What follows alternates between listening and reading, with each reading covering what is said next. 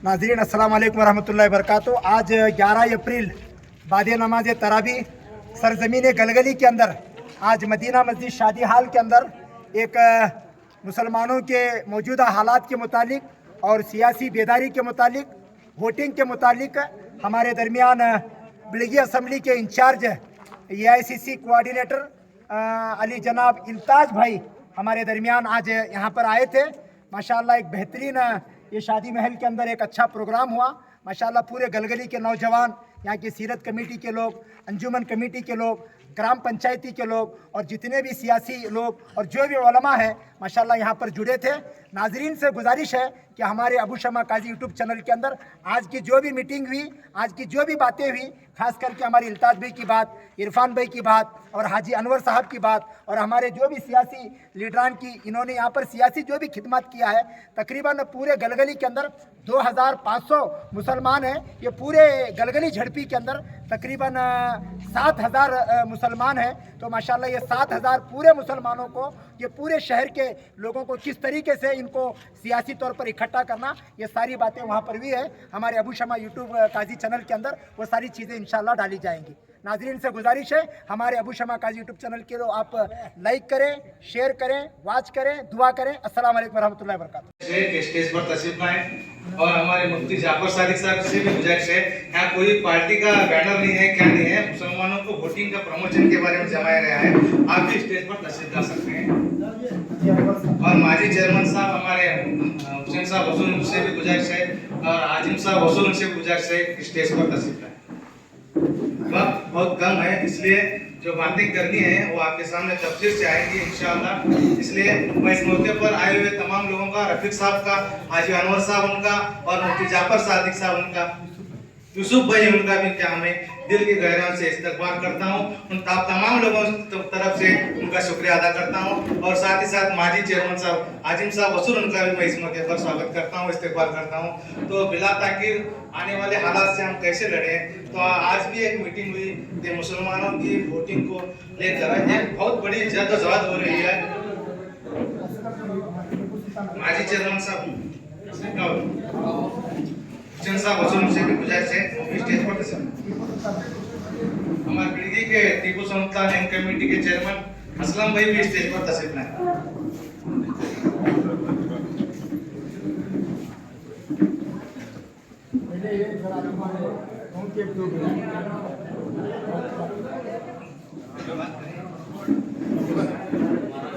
बिला ताकीर फंक्शन को देख करते हुए जो मकसद है हमारा कि हमारी वोटिंग को कैसे कराना, क्या क्या उसके काम है, कैसे कैसे हम काम कर सकते हैं।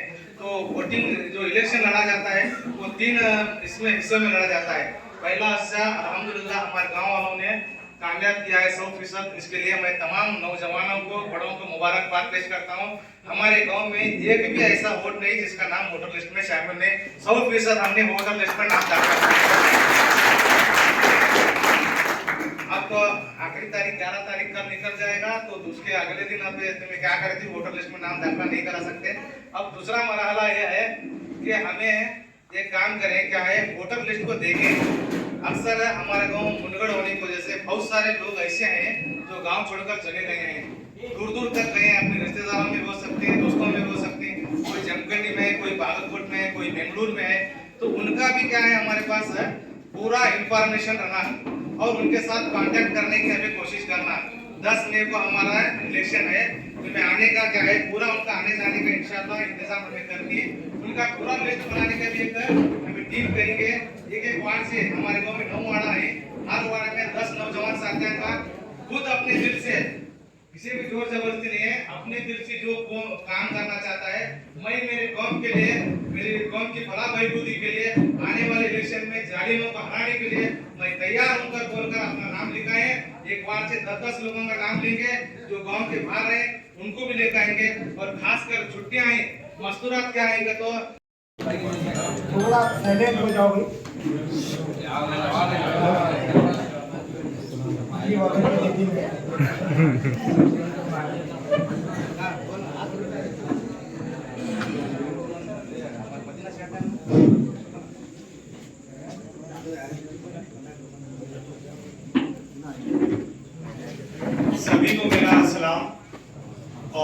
हमारे बीच स्टेज पे मेरे से काफ़ी सीनियर लोग हैं, हाजी साहब भी हैं।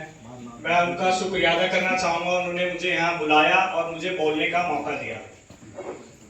पिछले 1 महीने से इस विधानसभा में मैं घूम रहा हूँ, खास करके मैं मुस्लिमों पे ज़्यादा घूम रहा हूँ। वो इसलिए कि हमारे मुस्लिम भाइयों में बहुत लोग फूट डालने की कोशिश कर रहे हैं, बांटने की कोशिश कर रहे हैं।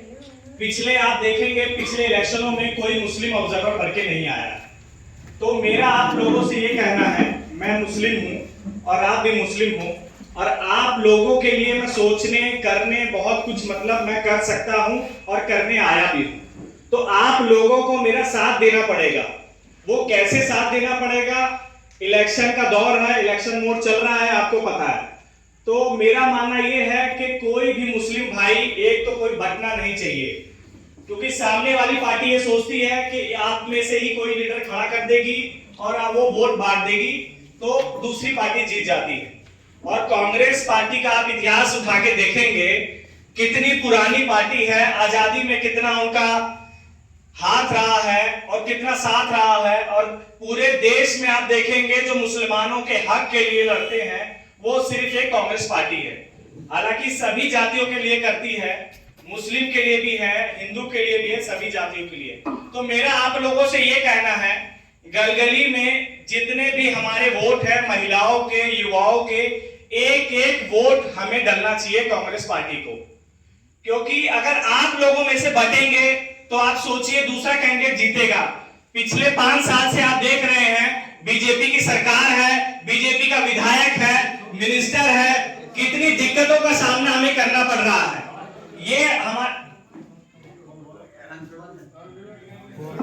हमारे बच्चों का भविष्य देखना है, आपको युवाओं का भविष्य देखना है। एक वोट की कीमत आप जानते हैं, 5 साल कितना आपको झेलना पड़ता है। तो वोट डालने से पहले आपको सोचना पड़ेगा, बच्चों का भविष्य है, अपने युवाओं का भविष्य है। क्या योजना दी है पिछले सरकारों ने?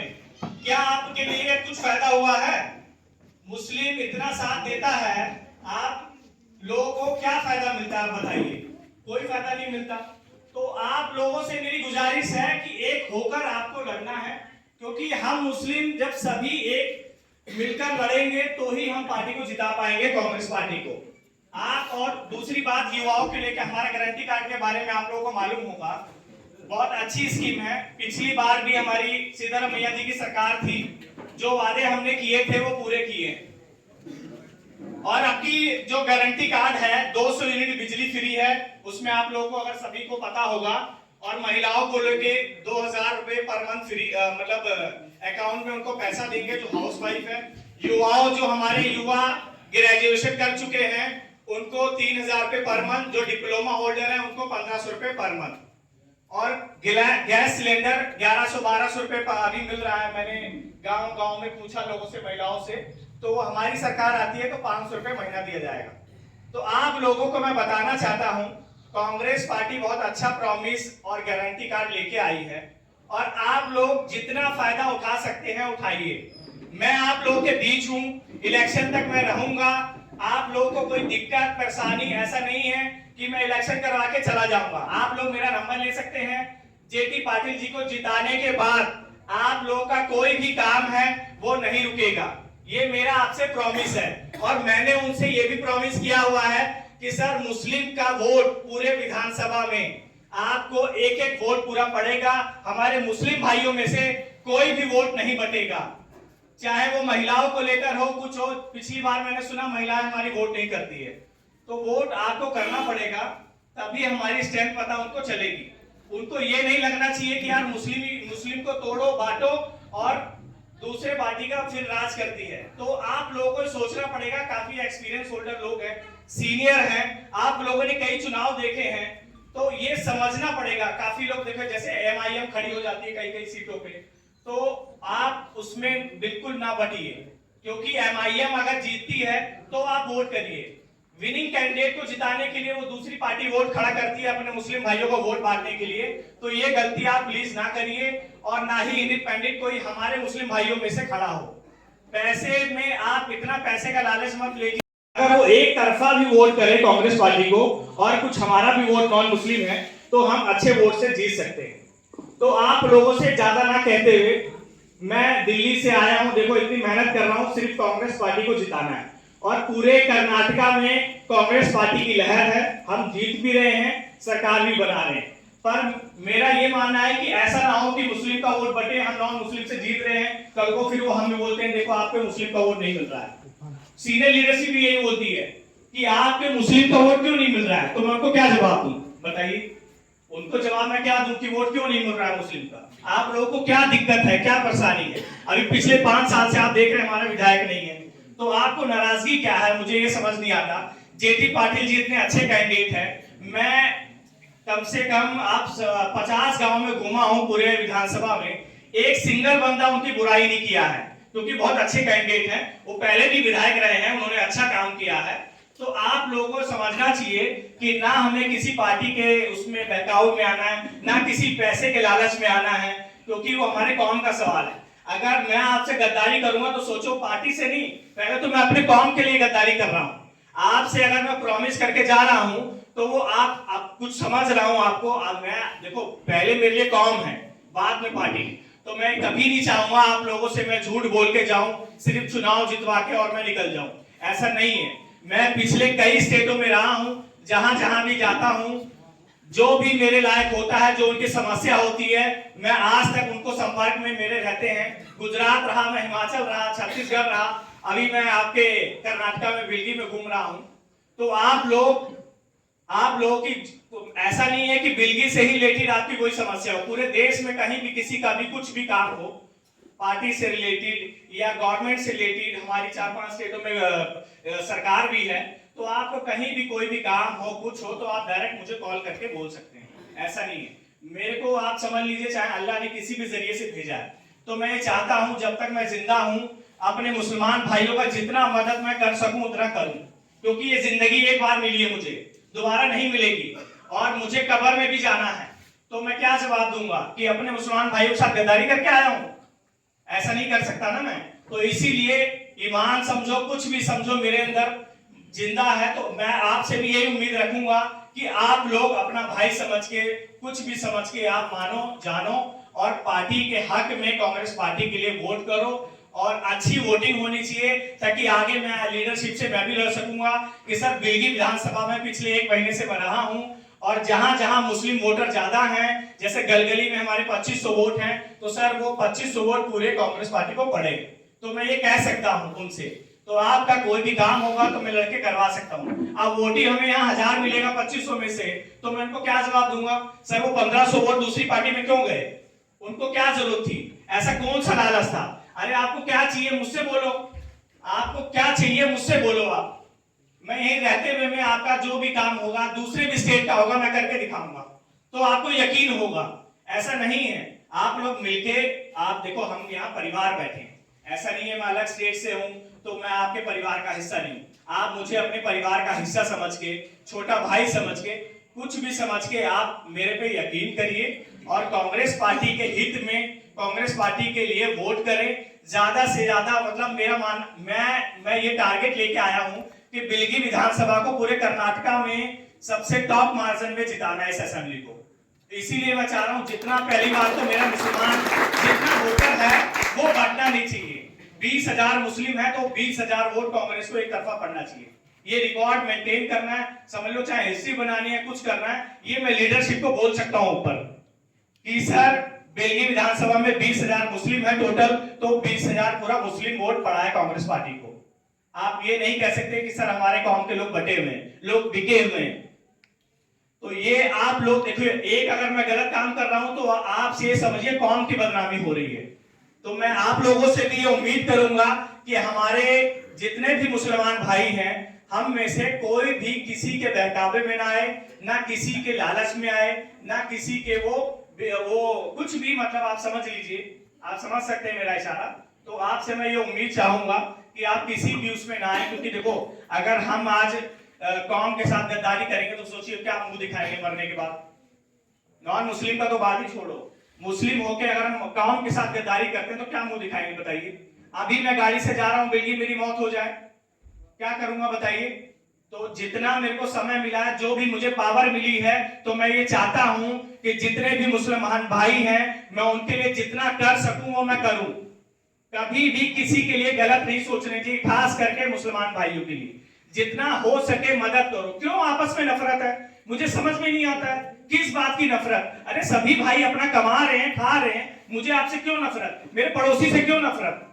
सभी अपना कमा खा रहे हैं ना, तो उसमें नफरत क्यों हमारे मुसलमान भाइयों में? और दूसरे लोग कामयाब क्यों होते हैं हम लोगों में फूट डालने के लिए?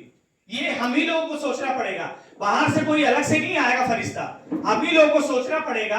अच्छा खासा आप देख रहे हैं रमजान चल रहा है, सभी नमाजी हैं, रोजा भी रख रहे हैं, फिर भी हमारे अंदर लोग फूट डाल के चले जाते हैं।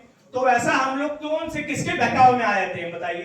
कोई शैतान आता है क्या? हमारे में से इंसानी तो है लोग, वही तो बहका के चले जाते हैं ना, और हम बहक जाते हैं कि यार वो सही कह रहा है। तो ये हम ही लोगों को सोचना पड़ेगा आपस में, कोई बाहर से नहीं आएगा। और मैं आपका इंचार्ज बन के आया हूं इस विधानसभा का, आप लोग जितना मेरे से फायदा उठा सकते हैं उठा लीजिए।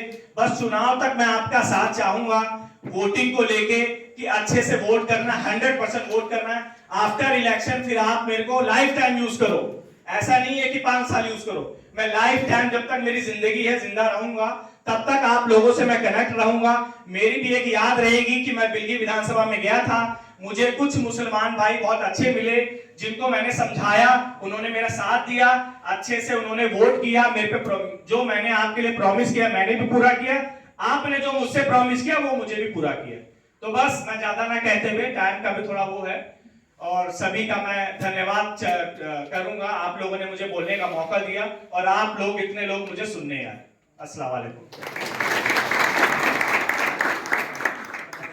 मुसलमानों के मसाइल हैं 5 सालों से पेंडिंग है, तो शादी में का मसला हो सकता, दिगर जो हमारे स्कूलों का भी मसला हो सकता और हमारी नौकरियों का भी मसला हो सकता। तो उस सिलसिले में 5-6 लोगों की टीम बनाई है, वो पूरा जिले में दौरा करेगी। उसमें मौलाना अबू शमा साहब काजी भी हैं, और हमारे इलाय नजीर कन्नौड़ी साहब भी हैं, और हमारे रफीक बारीगढ़ी साहब हैं, और हमारे सौदागर साहब हैं, और भी हमारे लोकापुर तस्कीर भाई, उन्हें और भी दीगर लोगों को जोड़ा गया है। सिर्फ वाहिद मकसद है कि मुसलमानों को अंदर जो इख्तिलाफ है वो कुछ हद तक, जो हमारी लड़ाई है वो हमें अपने घर में लड़ लेंगे। जब कौम का मसला आता तो हम सब एक हैं। एक बताना चाहिए इस वक्त में वो क्या है, हम सब एक होकर वोटिंग करें। तो आने वाले दिनों में जो वोटिंग का सबसे अहम मकसद है वो सुबह 10 बजे से पहले सब जने वोटिंग करेंगे, तो वो बहुत बड़ा फायदे का काम है। क्योंकि जो जालिम है, जो दुश्मन है, जो चालबाज लोग हैं, वो मालूम कर लेते हैं कि हमें हार रहे हैं, तो पोलिंग बूथ में कभी भी दंगा फसाद करा सकते हैं। अगर 10 बजे 11 बजे के बाद दंगा फसाद हो गया तो अक्सर लोग, नौजवान होंगे, औरतें होंगे, वोटिंग पाने के लिए नहीं जाते, डर बैठ जाता, लाठी चार्ज हो गया, श्रीराम फुटे, नहीं जाने का क्या करने का देखो, वोट हमें डाल को ऐसे हालात होती हैं। उसलिए क्या है, बेहतरीन मौका क्या है, सुबह नमाज के बाद क्या है, दुआ करें। दुआ के साथ 7 बजे जैसे ही वोटिंग चालू होती है, सबसे पहले अपने मस्तूरात का, उम्र दराज लोगों का, अपने बच्चों का 10-11 बजे से पहले क्या है, तमाम लोग क्या है वोट पाकर फारिग होने की कोशिश करें। तो अल्हम्दुलिल्लाह इसी सिलसिले में क्या है, और एक बात मैं आप लोगों को बताना चाहता हूँ, कोई भी गवर्नमेंट दोबारा आने के लिए अपने कामों की गिनती है, वो डेवलपमेंट के कामों में किसानों के लिए काम करती है, बैकवर्ड के लिए काम कर रही है, कारोबार के लिए काम कर रही है, रोडों का काम कर रहा है, ड्रेनेज का काम करता है, लाइटिंग का काम करता है। एक वाहिद सरकार है हिंदुस्तान के आजाद के बाद जिसके पास डेवलपमेंट के लिए कोई मुद्दा नहीं, सिर्फ हिंदू मुसलमान मुद्दा है। सिर्फ मुसलमानों को दबाना, कुचलना, खत्म करना ही मुद्दा है। और इसी मुद्दे पर दोबारा ये लोग हुकूमत में आएंगे तो आप लोग अंदाजा लगा सकते हैं, बिना डेवलपमेंट के जो सरकार सिर्फ मुसलमानों पर दबाने की वजह से दोबारा सरकार में आ सकती है, तो जुल्म को दुगना करती है कि नहीं करती है, हमें तुम्हें बैठ सोचने की बात है। इसलिए मैं दावत देने जाता हूँ मौलाना अबू शमा काजी साहब को, आपके सामने अल्हम्दुलिल्लाह वो तफसील से बात करेंगे। और भी एक आज रमजान का महीना है, कुर्बानी देनी, और एक 10-15 मिनट तमाम लोगों को बैठो, कुर्बानी दो वक्त का, अल्हम्दुलिल्लाह को उनका फायदा होगा। आइए मौलाना अबू शमा काजी साहब। अस्सलाम वालेकुम वरहमतुल्लाहि वबरकातुहू। हमारे ख़ास मेहमान इल्ताज भाई जो दिल्ली से आए हैं, जो बिलगी विधानसभा के AICC कोऑर्डिनेटर इंचार्ज हैं। इस मौके पर मैं बिलगी तालुके की तरफ से और तमाम गलगली और झड़पी के तमाम गलगली के मुसलमानों की तरफ से मैं आली जनाब इल्ताज साहब का मैं खैर मकदम करता हूँ, शुक्रिया अदा करता हूँ। इसी तरीके से हमारे दरमियान अंजुमन इस्लाम के सेक्रेटरी आली जनाब यूसुफ वाचमिकर साहब बिड़गी के, हम इनका भी शुक्रिया अदा करते हैं। इसी तरीके से हमारे मोहम्मद रफीक मुजावर साहब, हमारे नूरानी मस्जिद मरकज आज़ाद इमदाद इस्लामिक एसोसिएशन के चेयरमैन, इनका भी हम शुक्रिया अदा करते हैं। हमारे नौजवान असलम खलीफ जो टिप्पू सुल्तान के अध्यक्ष हैं, हम इनका भी शुक्रिया अदा करते हैं। और यहाँ के कमेटी के चेयरमैन अलहाज अनवर मुल्ला साहब का भी हम शुक्रिया अदा करते हैं। हजरत मुफ्ती जाफर साबिक साहब, हाजी आजम साहब और हमारे हसून साहब, जितने भी तमाम नौजवानों का, मैं तरावी के बाद माशाल्लाह आपको खा के आराम करने का वक्त है, आप लोग अपनी कुर्बानी देकर यहाँ लोग बैठे हैं। अल्लाह ताला तुम्हारे जमा होने को, कुर्बानी देने को, हमारे इम्तियाज भाई की जितनी बातें हैं, इन बातों के ऊपर गौर करके अल्लाह ने अमल करने की तौफीक अता फरमाए। मुझे 2-4 बातें आप हजरात के सामने करना है। मैं तफसील और लंबी चौड़ी तो बात नहीं कर सकता, बस एक शेर के साथ मैं अपनी बात को बताना चाहता हूँ। इम्तियाज भाई से मेरी तवज्जो चाहता हूँ, अपने हौसले को मत बताओ कि तुम्हारी परेशानी कितनी बड़ी है।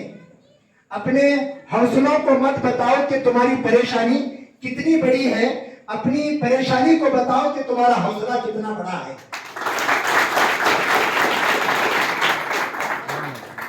तेरा अमल से है तेरा परेशान होना, तेरा अमल से है तेरा परेशान होना, वरना मुश्किल नहीं मुश्किल आसान होना। दोनों आलम पर हुकूमत है तेरी, मुसलमान तू समझ जाए अगर अपना मुसलमान होना। आंख से आंख मिलाने का हुनर रखते हैं, आंख से आंख मिलाने का हुनर रखते हैं, बस्तियां जलाने का हुनर हाथ रखते हैं। हाथ में सबर का दामन है वरना बस्तियां जलाने का हुनर हम भी रखते हैं।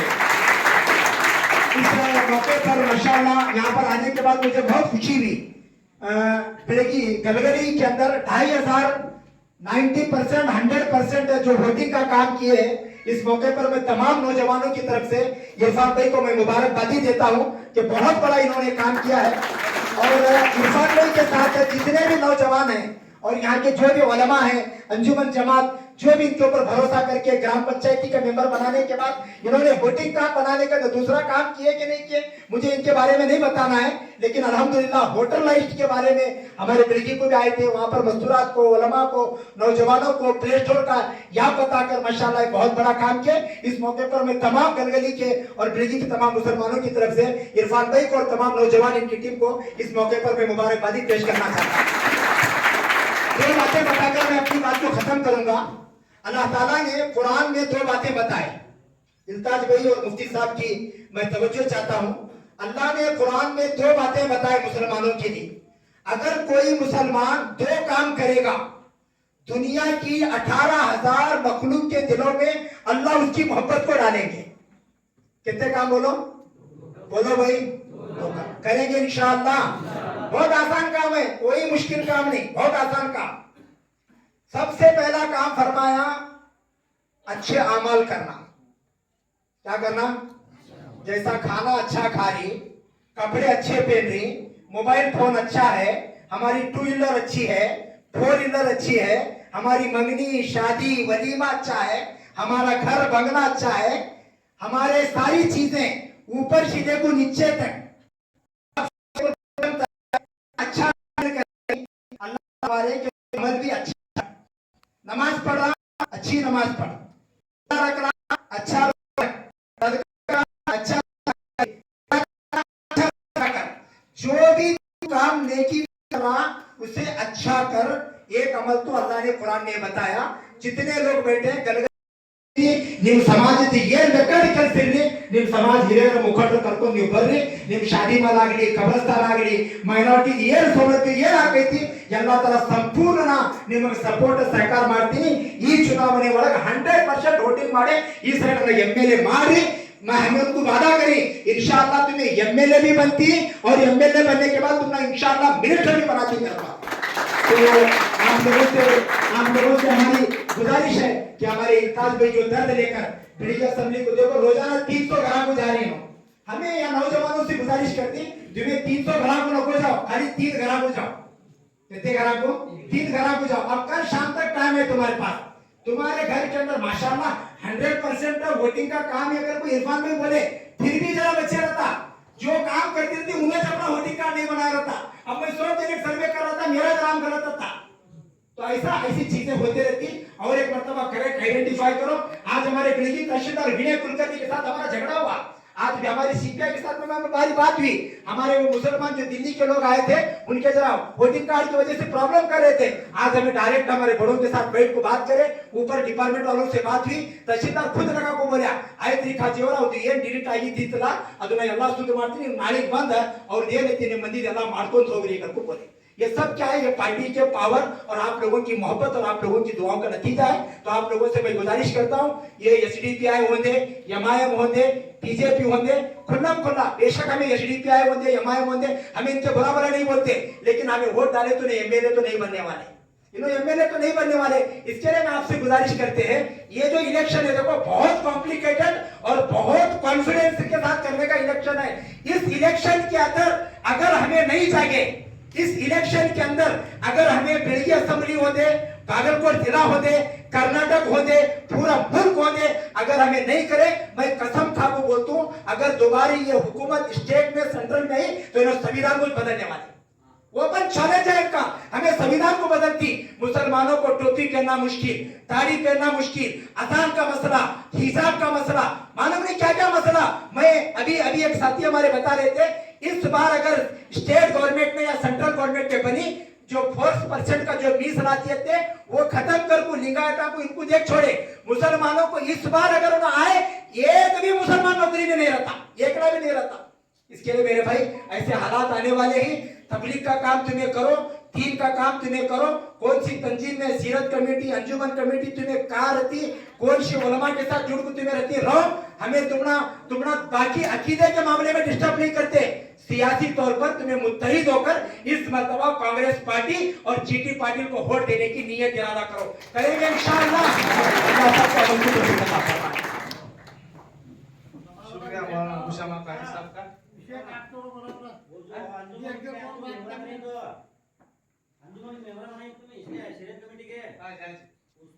बताया कि खिदमत खल्क, क्या बताया इरफान भाई? खिदमत खल्क।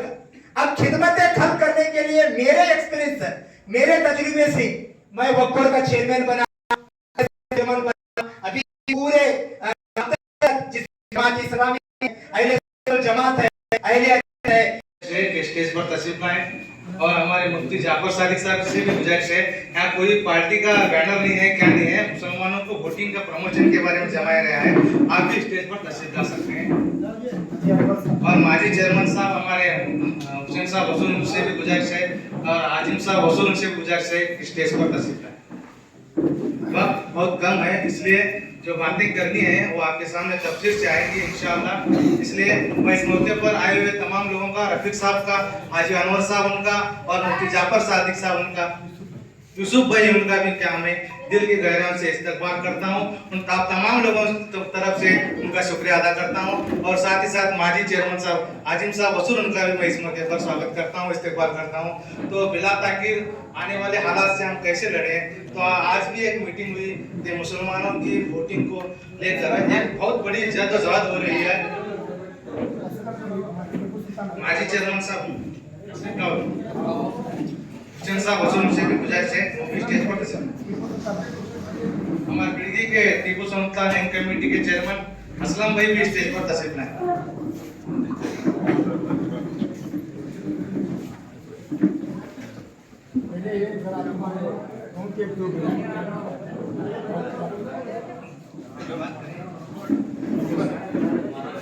बिला ताकीर फंक्शन को देख करते हुए जो मकसद है हमारा कि हमारी वोटिंग को कैसे कराना, क्या क्या उसके काम है, कैसे कैसे हम काम कर सकते हैं। तो वोटिंग जो इलेक्शन लड़ा जाता है वो 3 इसमें हिस्सों में लड़ा जाता है। पहला हिस्सा अल्हम्दुलिल्लाह हमारे गांव वालों ने कामयाब किया है 100%। इसके लिए मैं तमाम नौजवानों को, बड़ों को मुबारकबाद पेश करता हूँ। हमारे गांव में एक भी ऐसा वोट नहीं जिसका नाम वोटर लिस्ट में शामिल नहीं, 100% हमने वोटर लिस्ट में नाम दाखिल किया। अब तो आखिरी तारीख 11 तारीख कब निकल जाएगा, तो उसके अगले दिन अब तुम्हें क्या करती वोटर लिस्ट में नाम दाखिल नहीं करा सकते। अब दूसरा मरहला यह है कि हमें ये काम करें, क्या है, वोटर लिस्ट को देखें। अक्सर हमारे गांव मुनगढ़ होने की वजह से बहुत सारे लोग ऐसे हैं जो गांव छोड़कर चले गए हैं, दूर दूर तक गए हैं, अपने रिश्तेदारों में हो सकते हैं, दोस्तों में हो सकते हैं, कोई जमखंडी में है, कोई बागलकोट में है, कोई बेंगलुरु में है। तो उनका भी में क्या है, हमारे पास है पूरा इंफॉर्मेशन रहना और उनके साथ कांटेक्ट करने की हमें कोशिश करना। 10 मई को हमारा इलेक्शन है, तो मैं आने का क्या है, पूरा उनका आने जाने का इंशाल्लाह इंतजाम हमें कर दिए। उनका पूरा लिस्ट बनाने का भी एक हमें टीम करेंगे। एक वार्ड से, हमारे गाँव में 9 वार्ड है, हर वार्ड में 10 नौजवान साथियों का खुद अपने दिल से, किसी भी जोर जबरदस्ती नहीं है, अपने दिल से जो काम करना चाहता है, मैं मेरे कौम के लिए, मेरे कौम की भला बहबूदी के लिए, आने वाले इलेक्शन में जालिमों को हराने के लिए मैं तैयार होकर बोलकर अपना नाम लिखाए। एक बार से 10-10 लोगों का नाम लेंगे जो गांव के बाहर है, उनको भी लेकर आएंगे। और खासकर छुट्टियां हैं, मस्तूरात क्या आएंगे, तो मैदान के जरिए से कांग्रेस के फॉरम में रहते हिम्मत करने का बड़ा मौका लाने था। आज इरफान भाई हमें साल पहले आया था रमजान में, तकरीबन हाजी अनवर साहब गवाह हैं, तकरीबन 475 लोगों की परमिशन, हमारा जो कैप्टन डीसीएफ था उन्हें मेरे रिस्क के ऊपर परमिशन देखो, यहाँ के लोगों को दूसरे स्टेट के लोगों को यहाँ तक लाने की जिम्मेदारी अल्लाह ताला ने कांग्रेस पार्टी के रहने की वजह से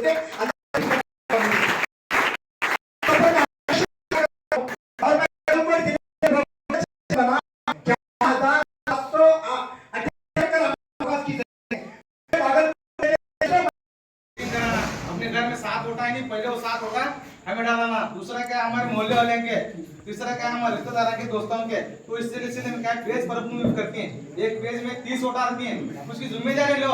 मैं ये पेज के लिए मैं काम करती हूँ, ये 30 वोट डालने की जिम्मेदारी मेरी है। करेंगे ना सब साथी, ये काम सब जने जिम्मेदारी से करेंगे अल्हम्दुलिल्लाह, तो हमें कामयाब होती है। नहीं काम नहीं करेंगे तो क्या है, हमें कभी भी कामयाब नहीं होती। क्योंकि तो हमें सोचने का नहीं, जमने का नहीं, हमें हम बस 5 वर्ष की एकदम प्लानिंग करती है। चंद लोग ऐसे हैं 3% रहने वाले हैं, रोजाना हम प्लानिंग करती हैं। रोजाना क्या नया मसला खड़ा कर सकती हैं कि सिर्फ मुसलमानों को डिवाइड करना, 20-80 करने का उनका मकसद रहता है। इस सिलसिले में और भी बहुत सारे बातें करना था, तो वक्त की कमी है, तो और भी आपके सामने बातें आती हैं। अल्हम्दुलिल्लाह मैं आप लोगों से गुजारिश करता हूँ, उम्मीद रखता हूँ कि हमारे गाँव से जिस तरह से हमने 100% वोटिंग लिस्ट में दाखिला करा है, उसी तरह हमें क्या है 2400 वोटिंग पूरा कराने की कोशिश करेंगे ना अभी सब साथी, अल्लाह ताला सब कबूल करे। मैं इसी सिलसिले में आगे हमारे दिल्ली से आए हुए हमारे खास मेहमान इल्तिजाज भाई से गुजारिश करता हूँ कि वो हालात के आपके सामने बात करेंगे, आप उनकी बातों को गौर से सुनें।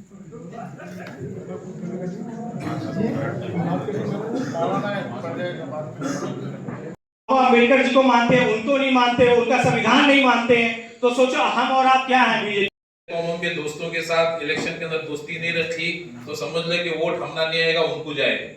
तो इसके लिए मेहरबानी फरमाकर सबसे पहले अपना कदम तो हमें तो अंदर से सबको डालना ही है। हाँ, जो भी जहाँ जिस पार्टी में भी है बेचारे किसी वजह से भी रहते हैं, दोस्ती की वजह से भी रहते हैं, वे उनको ओपन हो तुम्हें भी आना ये नहीं है, मगर उनसे भी हमारी दरखास्त है। हालात बहुत नाजुक हैं इस वक्त, मुसलमानों के बहुत हालात नाजुक हैं।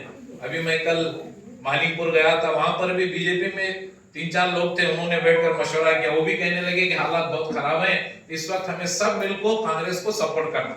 इसलिए कि मेरे दोस्तों भाइयों बुजुर्गों, अभी इनके जो आगे के एजेंडे हैं, अभी हमारे दिल्ली के जो भाई साहब आए थे उन्होंने भी सुना है, उनके बड़े बड़े प्लानिंग है और वो चाहते हैं कि भाई मुसलमान दुनिया से मिट जाए, उनका प्लान है। मगर मेरे दोस्तों भाइयों बुजुर्गों, सोचने वाले से करने वाला बहुत बड़ा होता है। ये जो भी सोचेंगे अल्लाह इनके प्लान को खत्म करेगा। ये प्लान में कभी कामयाब नहीं होंगे। अल्लाह की जात एक है, वो बहुत बड़ी है। हम जो भी प्लान करेंगे, जो भी स्कीमें करेंगे, वो अल्लाह उन सब को खत्म करेंगे। तो भाई इसके लिए आप तमाम लोगों से हमारी दरखास्त है कि जैसा अभी तक यहाँ सारे लोगों ने आपके सामने जो इलेक्शन की लाइन की भी बातें रखी हैं, आपस में जुड़कर चलने की भी जो बातें रखी हैं, तो मेरे दोस्तों इन पर हम सब अमल करें और आने वाले इलेक्शन के अंदर बढ़ चढ़कर हिस्सा भी लें। और मेरे दोस्तों भाइयों बुजुर्गों, अपना वोट किसी तरह जाया होने न दे। अभी इरफान ने भी एक बात सुनाई कि भाई पहले हमारा वोट डालें, पता नहीं होता वोटिंग अगर वहां देखते हैं इतना हुई तो झगड़ा भी निकाल सकते हैं। तो भाई इसके लिए सबसे पहले हम अपने घर के लोगों को, हमें क्या करते हैं बाद में डालेंगे रे बोल को 3 बजे तक आ जाते नहीं, वो क्या बाद में भी डालने का, अव्वल भी डालने का। तो सुबह सुबह सबसे पहले हमारा काम करके खड़े हो जाए, लगाते वहां लगते रहती है, हमें किनारे हो छोड़ना। तो भाई इसके लिए मेरे दोस्तों भाइयों बुजुर्गों, अभी आज के जलसे के अंदर, आज के फंक्शन में जो हमारे दूसरे गांव से आए हुए तमाम लोगों का मैं गलगली के पूरी मुस्लिम जमात के तरफ से सबसे पहले दिल्ली से आए हुए इम्तियाज भाई का, इल्ताज भाई का मैं तहे दिल से शुक्रिया करता हूँ। इसी तरह हमारे मौलाना अबू शामा साहब भाई बहुत बड़े हौसले के साथ, बड़ी एक हिम्मत के साथ पूरे हमारे जिले में क्या पूरे सूबे में क्या हर तरफ चलते हैं, कभी यहाँ रहते हैं तो कभी बम्बई, कभी गुजरात, हर जगह जाते रहते हैं। तो भाई अल्लाह इनकी उम्र में बरकत भी अता फरमाए, इनको हिम्मत भी दे। तो भाई अभी इस वक्त पूरे हमारे ताल्लुके में एक मौलाना अबू शामा ऐसे हैं कि आप जो भी तकाजे लेकर जाओ, पुलिस स्टेशन का हो, तहसीलदार का हो, मुलगड़े का हो, तुम ना वहाँ हाथ नहीं छोड़ते, तुम ना ले सीधा उनके पास जाते हैं। एक आदत मौलाना के पास बहुत अच्छी है, जो भी तुम यहाँ से तकाजा लेकर जाएंगे कि भाई हमारा एक काम है, मौलाना अबू शामा साहब को अगर बिड़गी में जाकर मिलेंगे वो काम आपका कर देंगे। मैं इतनी जिम्मेदारी के साथ कहता हूँ। तो भाई इसके लिए मौलाना अबू शामा हमारे पास अपना वक्त कीमती देकर यहाँ तशरीफ लाए हैं। इनको भी मैं पूरी हमारी गलगली के जमात के तरफ से तहे दिल से शुक्रिया अदा करता हूँ। इसी तरह हमारे यूसुफ भाई हैं, फिर उसके बाद रफीक भाई हैं, फिर उसके बाद असलम खलीफा हैं, फिर हमारे हुसैन मामू हैं, आजिम मामू हैं, फिर उसके बाद यासीन है। इसके बाद तमाम गलगली के जितने भी बड़े बुजुर्ग लोग हैं और इसी तरह जितने नौजवान हैं कि भाई अभी तो जल्दी सोने का वक्त है, सहरी को उठना है, पर भी भाई एक फिक्र लेकर आप सब यहाँ जमा हुए हैं। आप सबका जमा होना अल्लाह को कबूल फरमाए। आप सबका शुक्रिया अदा करते हुए मैं आज की मजलिस को यहीं खत्म करता हूँ। अस्सलाम वालेकुम। भी आए हैं, इम्तियाज भाई आए हैं, उनको मैं तमाम गांव वालों की तरफ से, नौजवान साथियों की तरफ से दिल की गहराइयों से उनका इस्तकबाल करता हूं, उनका शुक्रिया अदा करता हूं। और साथ ही साथ हम सब के चहीते हमारे बागलकोट डिस्ट्रिक्ट के माइनॉरिटी कांग्रेस के माजी चेयरमैन साहब और हाली केपीसीसी के जनरल सेक्रेटरी मौलाना अबू शामा काजी साहब का भी मैं इस मौके पर तहे दिल से इस्तकबाल करता हूं, उनका शुक्रिया अदा करता हूं। मोहम्मद रफीक जावर एसोसिएशन के चेयरमैन, अंजुमन के सेक्रेटरी यूसुफ भाई,